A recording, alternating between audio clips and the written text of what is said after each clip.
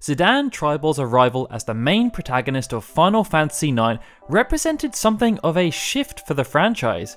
Over the past few installments in Terra, Cloud and Squall, we'd been presented with reserved, withdrawn and sullen protagonists, but in many ways Zidane can be considered almost the complete opposite of this. He was conceived by Final Fantasy's legendary creator Hironobu Sakaguchi to be a character who was rather carefree in life, with no real objective driving him other than the fact he just liked girls. And by taking this approach, it meant that the team could create something of a blank canvas with their main protagonist. Zidane would be open to exploring new locations throughout Gaia and relationships with the various people he would encounter. And as the narrative would progress, he would be interested in expanding his knowledge, growing as a person, and gaining opinions and growing emotions about pretty much everything he would experience. It's why I personally think Uematsu did such a great job with his character theme, because I'd say it really represents all of that to a T. Now obviously, as the game does indeed progress, Zidane also has some pretty hard stuff that heads his way that he has to deal with, and the backstory behind his character is also rather fascinating. And I think it's safe to say that the character we bear witness to in Alexandria at the end of Final Fantasy IX is very different from the one we see in Alexandria at the start of the game. And that's why we've been inundated with requests for Zidane to be covered in our Final Fantasy Origins series, because all of this meant that the character they ultimately ended up creating, when placed within the complicated narrative of Final Fantasy IX with its diverse cast, distinctive locations and bizarre plot twists, would end up being very unique compared to everything we'd experienced before. Before I dive into Zidane's story though, I just want to remind everyone that even if you are already subscribed to Final Fantasy Union, make sure you hit that notification button to make sure you get notified when we publish new content. Also, make sure you let us know in the comments who you'd like us to cover in a future Origins video. Alright, let's get started with Zidane's origins. Zidane was born during September of 1783, but the situation regarding his birth, or rather his creation, was rather complicated to say the least. And to understand it fully, we have to look at a rather long chain of events that started 5,000 years prior to his arrival as an intended Angel of Death. With the Terrans realizing that their planet was coming to the end of its life cycle, they entrusted Garland with finding a new planet for them to inhabit so that they could continue to be immortal. But this was no easy task due to a lack of suitable candidate planets available at the time of asking. Garland therefore attempted to find a relatively new planet instead, with Gaia being identified for the rather complicated magical process called fusion that would see Terra reborn.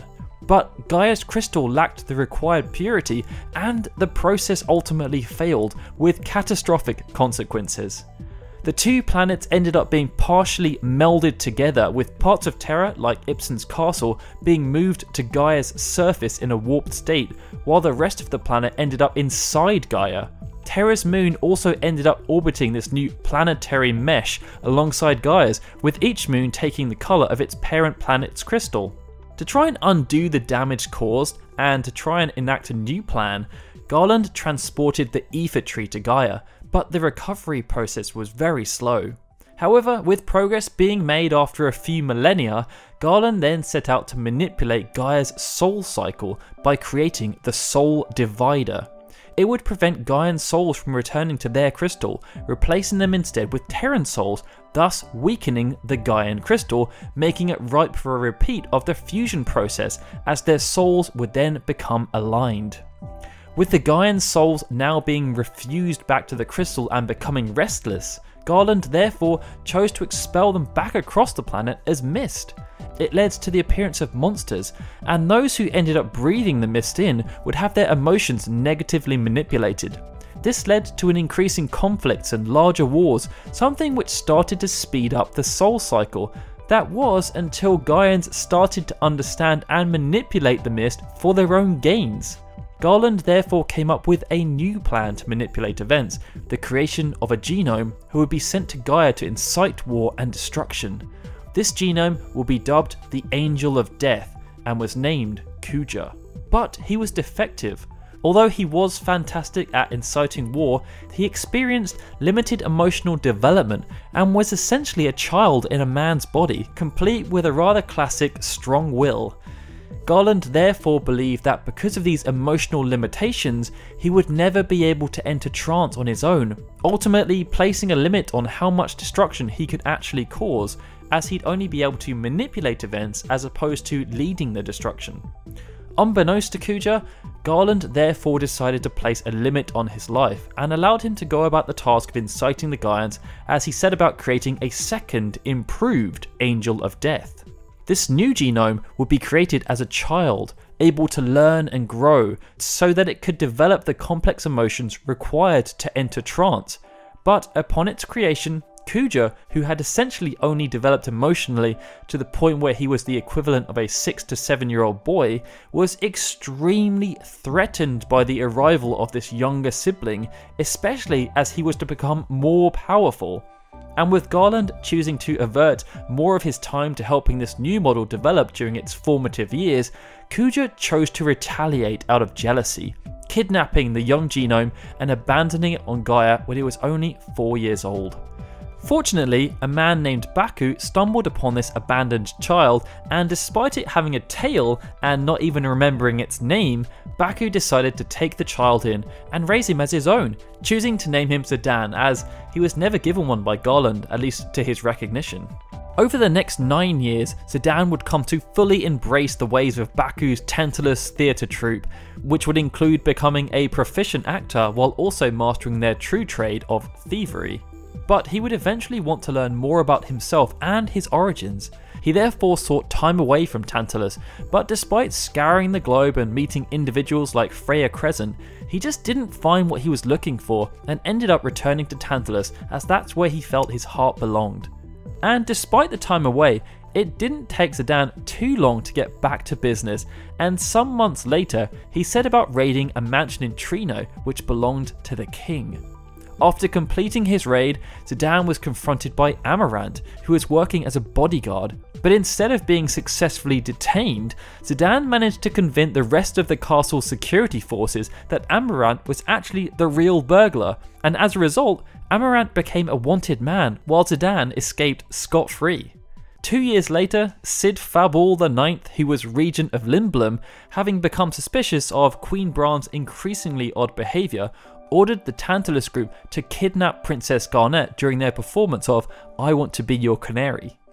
Everything initially went very smoothly, but during the performance Queen Bran became aware of their plot and ordered her armed forces to attack the Tantalus Theatre ship. It suffered considerable damage as a result, crashing into the evil forest. And upon landing, they realised that the package they were meant to secure was missing. To make matters worse, when they did find Garnet, she had been captured by a prison cage. Due to everything that had happened, Baku, fearing that his injured troop may see their fortunes diminish even further, was reticent to look for Garnet anymore and forbade Zidane from stepping outside the ship, something which then led to Zidane calling Baku a coward. Baku, though, with his experience, just knew that Zidane wouldn't listen, and the two ended up performing a ritualistic fight to see whose will would be the strongest. And upon besting his mentor, Zidane left Tantalus, and it caused some consternation amongst the group.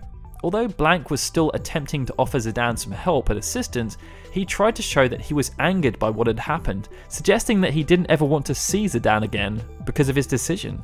Oblivious to this, Zidane set out to the evil forest to look for Garnet alongside Steiner and Vivi, who were both wrapped up in the elaborate escape from Alexandria. They scoured the forest and eventually found Garnet, but they ended up struggling against the plant brain until they were helped out by, of all people, Blank. Despite his reservations, Blank had actually been ordered by Baku to follow Zidane, and what happened next really showed the bond that existed between them, despite Blank's anger towards Zidane turning his back on Tantalus. When Blank realised that Zidane planned to sacrifice himself so that the others could escape, Blank stayed close to him and ended up protecting him from the plant spiders that were chasing them, becoming their captive before being petrified within the evil forest. Zidane was frustrated by Blank's actions, but despite looking for a way to try and save him, he realised that they were ill-equipped. They just couldn't do anything for him at that moment. So it was with a heavy heart that Zidane decided to abandon Blanc, with the hope that they would be able to find a cure in their travels and return to rescue him. Learning of their destination, Zidane travelled alongside Garnet back to his hometown of Lindblom, and along the way their relationship started to develop. Despite objection from Steiner, Zidane helped and encouraged Garnet to shed her regal tendencies so that they could be more discreet on the road. This led to her adopting the name of Dagger, as well as attempting to change how she spoke so that she could try and blend in better. But after arriving at Lindblom, their developing relationship encountered a few teething problems.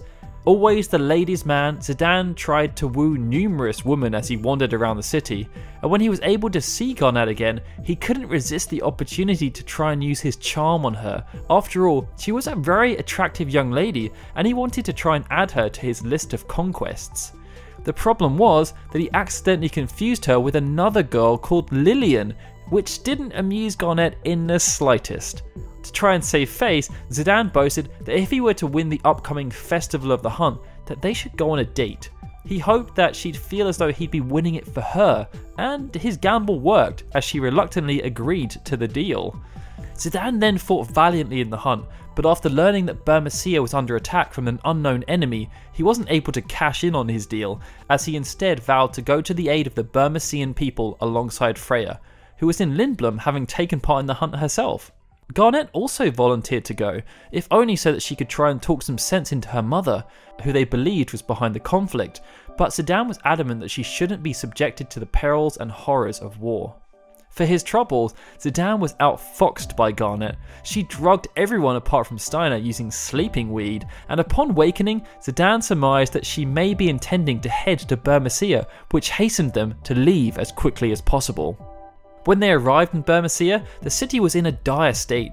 Many of the forces had been routed, and after making it to the palace, they found that Kuja's meddling had been behind the devastating attack. But at this moment in time, although Zidane had no knowledge of Kuja, the same was not true for Kuja's knowledge of Zidane, and after seeing him bested by the famed General Beatrix, he was keen to see how things would develop with his unfortunate relative. Learning of the Alexandrian army's plans, Zidane next ventured forth with Freya, Vivi and Quina to warn Clara. But their efforts were in vain as, while they were distracted, General Beatrix teleported into the settlement and stole their crystal shard. Desperate to retrieve it, they chased Beatrix onto her ship, the Red Rose, using teleportation spells from her Black Mage army. But while they were in transition, they witnessed the destruction of Clara at the hands of Odin. This was absolutely devastating for Freya. Not only had she seen Bermesia sacked by the Alexandrian forces, she had now witnessed the complete decimation of the entire Clarion settlement, along with the annihilation of the Bermesian royal family. What she needed at this time was some compassion, some time to process what had happened, but due to his youthful ignorance, Zidane didn't see any of this and was instead already focused on what he wanted to do next: find Beatrix and Queen Bran. When he then found out that Bran was planning to execute Garnet, Zidane was livid, and instead of thinking about his surroundings, he screamed his objection towards the Queen. Fortunately, nobody on the ship heard, and with Freya now acting as the voice of reason, they devised a plan to get back to Alexandria before the Red Rose by using their teleportation spells. Zidane was desperate to save Garnet, and after finding a hidden passage in her bedroom and defeating Thorn and Zorn, they found her weak and unconscious, drained of her energy. And when he found her, Zidane was no longer his cheerful, happy self. He lamented the fact that he couldn't get there sooner, and even Steiner, who had been at odds with Zidane since the moment they met, attempted to try and lift his spirits. As they were coming to terms with what was going on, they were then accosted by Beatrix. But after she learned that Bran's plans against Garnet were actually legitimate, she turned against her queen to allow Garnet, Zidane, Vivi and Steiner to escape. Steiner though finally realised his place in things, and instead of looking down on Zidane as a thieving scoundrel, he entrusted him with Garnet's safety so that he could return to aid Beatrix and Freya. Following this, Garnet struggled to come to terms with everything that was going on. Even with her nobility, she just couldn't understand why everyone was willing to sacrifice themselves for her. But Zidane, now showing some signs of maturity, explained to her that yes, they were fighting for her, but deep down they were also fighting for something much greater: peace. This all became abundantly clear not too long after, as they watched Alexandrian forces launch an offensive on Limblum, and after speaking with Regent Cid, they all agreed that peace could only be achieved following the elimination of Kuja. Venturing toward the outer continent, where Kuja was said to hail from, Zidane seemed to be rather oblivious that his relationship with Garnet was becoming a bit more exclusive, as he didn't read the subtle changes in her behaviour. For example, before they left Limblum, Garnet expressed concern for his safety, and when they were stopped in their tracks at the Fossil Rue by the notorious bounty hunter known as Lanny, she sharply scolded him for trying to flirt with her. Zidane though just tried to carry on with his natural game, although he did at least start to realise that his standard advances weren't quite doing the job. Later, while the two were alone in the Black Mage village, Zidane therefore chose a different approach. After doing one of his classic teases, he decided to open up to Garnet, sharing intimate details about the internal struggles he faced due to a lack of knowledge about his past. And when Garnet agreed to then marry him so that they could progress to the Sanctuary, Zidane started to think that maybe she had actually started to fall for him, and that his decision to open up may have been what had won her over. I mean, why else would she agree to something so far-fetched as marrying him? But when she then thought nothing of it and went back to focusing on the mission instead of him, he was left confused and seeming somewhat desperate. Now, despite proving to be pretty bad at reading women both romantically and emotionally, and also showing that he didn't really think much of authority figures, one thing Zidane was good at, most likely due to his time in Tantalus, was acting as a role model to those who were younger than him and fostering a sense of brotherhood. And as Vivi found out more about his past, Zidane was there to act like a big brother, giving him space to explore on his own, while also offering him advice based around his carefree attitude and sharing moments that he hoped would empower Vivi, like peeing freely at Madain Sari. Zidane also offered similar support to Eiko, who he had also met not too long before, as he encouraged her to follow her own feelings instead of just doing what others had told her to do. But he just couldn't shake his immaturity concerning his feelings for Garnet. He was still trying to woo her over by acting the only way he knew how, but he just kept choosing to make moves at the most inappropriate of times, like when Eiko was hysterical after Lanny had stolen her precious jewel. He just couldn't help but seize upon the opportunity to flirt, leading to a sarcastic retort. Later though, after resolving their little bounty hunter issue, Garnet decided to make things a bit more serious, talking about how she had grown as a person because Zidane had chosen to stick with her. It was a moment that helped to show again the type of person that Zidane was becoming. When the fun and games were gone and the two were alone, as he had done in the Black Mage village, he chose to be more sincere, and he declared that while other people were perhaps following their own path in assisting Garnet, he had followed her because he just wanted to be beside her. Unlike his other quips, this wasn't planned, it came from the heart. But before he could discuss anything further, Garnet fainted after having flashbacks because she was remembering her past. Surrounding all of this, Zidane was also reacquainted with Amarant, the bodyguard he had previously framed in Trino, but he had no memory of the incident, and continuing along with his rather happy-go-lucky theme, he decided to invite Amarant along with them on the flimsy premise that he'd teach Amarant why he chose to let him live after winning their duel. As they ventured forward, even though they were technically following Garnet's path, Zidane often found himself in the position of leader within the group. It was his job to try and rally everyone up, and people often looked at him for plans of action. But when confrontations arose relating to their wider quest, Zidane often actually took a back seat, as he had done in their previous encounter with Beatrix and Kuja at Bermesia, where it was Freya who took the initiative. Zidane this time let Garnet stand toe-to-toe with Kuja, his only contribution being to ask an emotionless question that was more just to understand what was going on.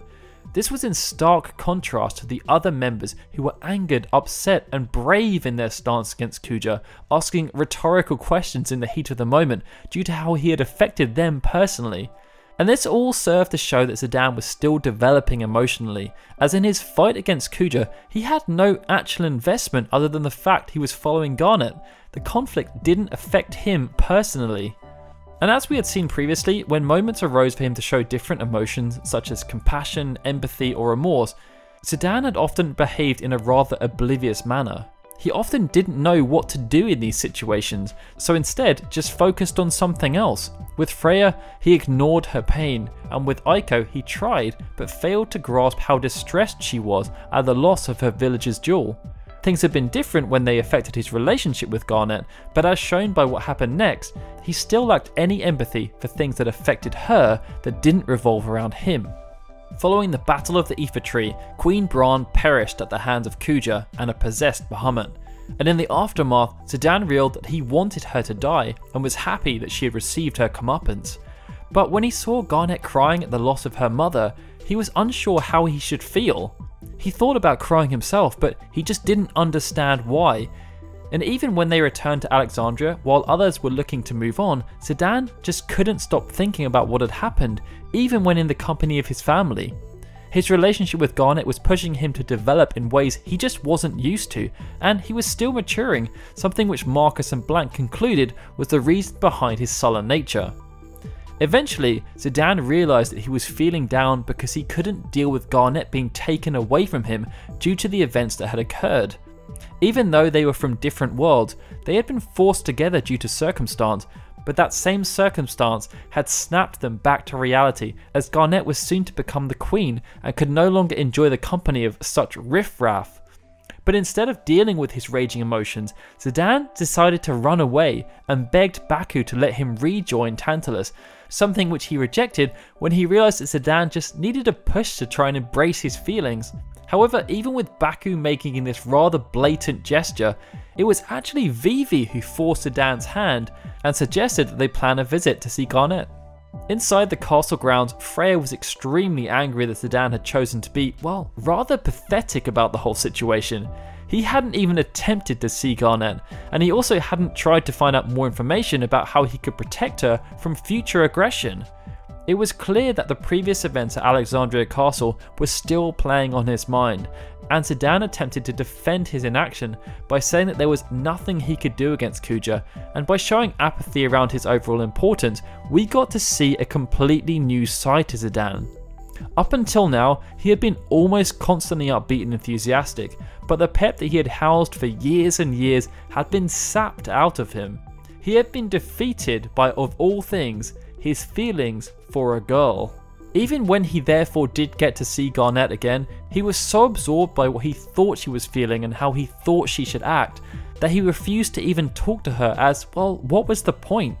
He had a whole speech prepared, but he was convinced that she wouldn't be interested in him anymore, and to try and forget, he decided to visit Trino to take part in a card tournament, something which didn't really go to plan as Kuja attacked Alexandria as Freya had predicted. It acted as a wake-up call to Zidane, as the person he cared for more than anything else in the world was now in danger, and he was partly responsible, having chosen to leave her side. So when the time came, Zidane decided risking his own life was worth it if it meant that he could save Garnet's. And even if his party were a bit antagonised by him not allowing them to help, as he had told Vivi before in Mede and Sari, there are some things that you just do. And this was something that he had to do on his own, no matter what perils he might face. Little did he know that Garland had arrived in the Invincible to teach both Kuja and Zidane a lesson that his power was absolute. And his assault saw Alexandria Castle suffer severe damage, which caused Garnet to fall seemingly to her death. But swooping in at just the right moment, Zidane was able to conduct a Hollywood rescue, and the two were finally able to embrace and show each other their true feelings, much to the ire of Eiko, who was still hoping that she could steal Zidane away despite their rather apparent age difference. Unfortunately though, due to everything that had happened, Garnet suffered deep emotional trauma and lost her voice, and it meant that the joy they shared in that moment was rather fleeting. Unsure when Garnet would recover her voice, Zidane was uncomfortable with her going on their quest to seek revenge against Kuja, but Eiko promised to look after her, so he wasn't really left with much of a choice. Now, unlike before, the next phase of their quest against Kuja was now one that he was personally invested in. The pain and devastation caused to both Garnet and Vivi was now something that he appreciated, and when he came face to face with Kuja at his secret palace, he could no longer contain himself, shouting obscenities and names, even though his friends were at Kuja's mercy. Due to this predicament though, Zidane did reluctantly agree to help Kuja retrieve the Glugstone from Oilvert, but after they returned to Lindblum, intact, and ready to plan their next move against Kuja, Garnet had gone missing. Zidane searched everywhere and eventually found her at her mother's resting place. Here, he spoke to Garnet about what had been troubling her, and he assured her that even though she might not feel it right now, the time would come when Alexandria would need her. Things then got a little bit crazy, as after learning about another planet called Terra from writings in Oilvert and from Queen Hilda, they decided that navigating to this other planet should become their next objective, as they felt that Kuja would also be there. And along the way at Ibsen's castle, Zidane was able to settle his ongoing feud with Amarant that he honestly didn't even know existed. And he did so by doing something that he himself didn't even understand. It again showed that Zidane was still developing as a person, but that over time, his perceptions and actions were starting to be influenced by all of those new experiences he was having. And for Zidane as a character, everything would come to a head once they arrived in Terra, as Zidane's world would be completely turned upside down. He was initially greeted by Mikoto, another genome that was created by Garland, with the purpose of guiding Zidane once he returned to Terra. And after progressing through Bran Bol and Pandemonium, Zidane then learnt the truth about his past from Garland, that he was created to be an Angel of Death, one of Garland's minions who would help to see the return of Terra by inciting war throughout Gaia. It was rather confusing for Zidane.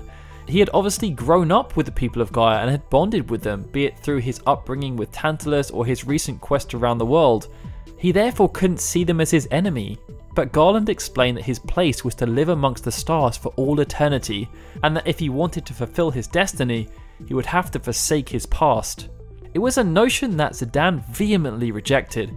He did not care about eternal life, he just wanted a place to call home and people to share that home with, and that was something that Garland just couldn't offer.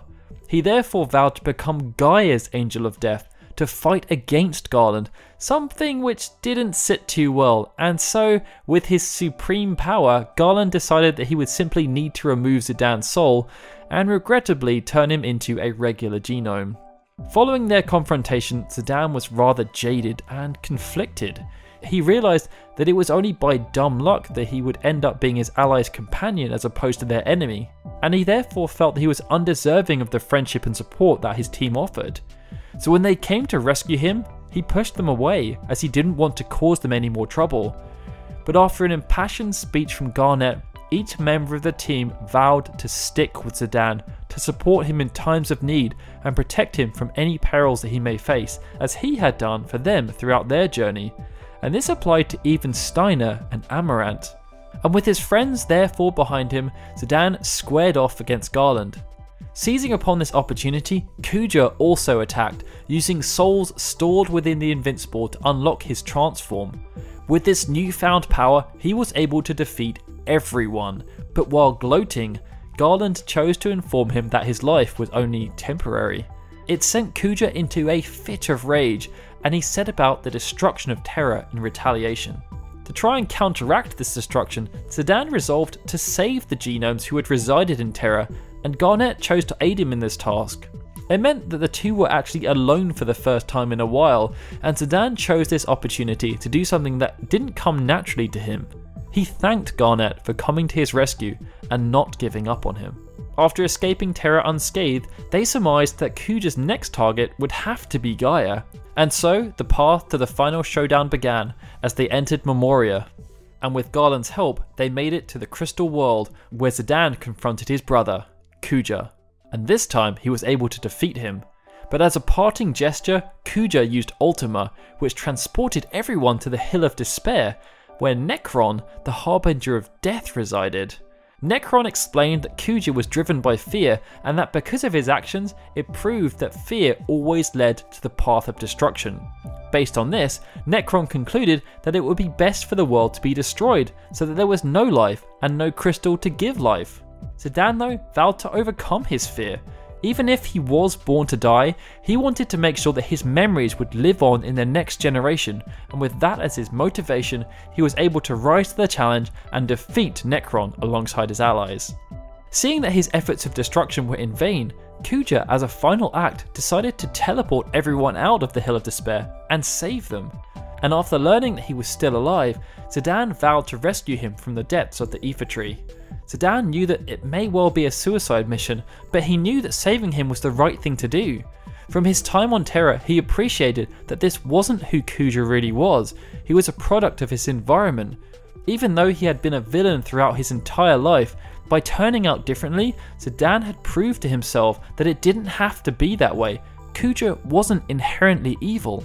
Although they didn't necessarily understand this, the group reluctantly let Zidane undertake this quest alone. It was an emotional parting, and Garnet requested that Zidane came back to her alive.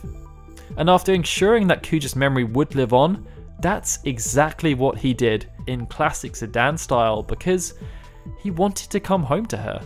And so, that concludes the story of Zidane Tribal, the main protagonist of Final Fantasy IX. To me, based on all of this, Zidane is perhaps one of the most developed characters that exists within the Final Fantasy universe, and it's all thanks to the fleshed out narrative that was crafted by Hironobu Sakaguchi and Hiroyuki Ito.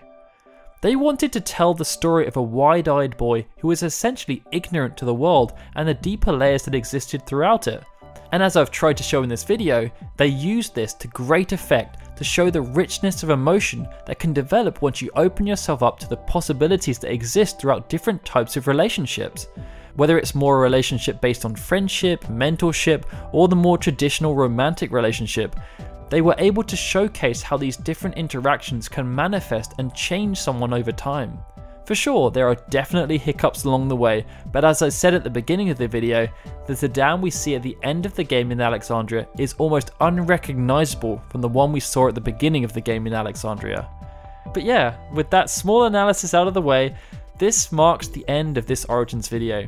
And if you've made it this far, make sure you give yourself that customary pat on the back in the comments. If you've enjoyed it, be sure to also hit that like button, share this video around to all those people you know who love Final Fantasy IX, and why not also subscribe to our channel if you haven't already. Also, be sure to let us know what you thought, and feel free to let us know what Zidane means to you as a character. Why not also consider supporting us on Patreon? You get the satisfaction of knowing that you're helping to support us in the creation of these videos, and we'll also reward you by, amongst other things, getting your name at the end of videos like these awesome guys. Honestly though, the support you guys have given us for the creation of these videos is so amazing. We have had literally hundreds and hundreds of requests for upcoming characters, and it's just absolutely blown us away. I'm not going to give you a hint on who's next, but it's going to be someone maybe a bit off the radar. But yeah, thank you so much for supporting the creation of these videos. And with that, I'm going to say thank you for joining me on this deep dive into the lore of Final Fantasy IX. This is Daryl signing out. I will see you next time for more Final Fantasy videos.